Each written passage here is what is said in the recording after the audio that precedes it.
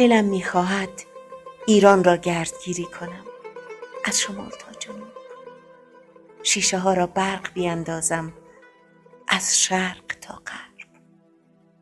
رودخانه ها را آب تازه بیندازم، دریاچه ها را لایروبی کنم، کویر را بتکانم، کوه ها را مرتب کنم، بر تاقچه صخره ها گل بگذارم، بیشه و جنگل و باغ را آب بدهم و شاخه های خشک را در تنور بیندازم.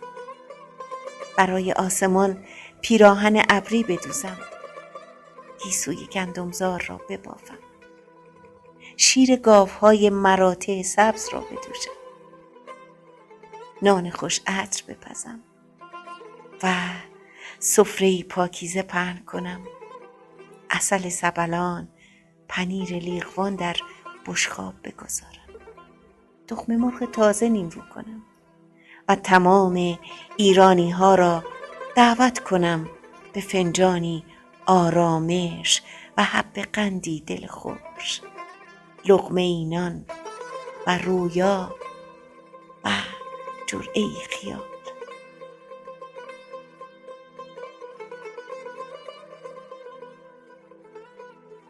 صدا: ماهرخ افروز.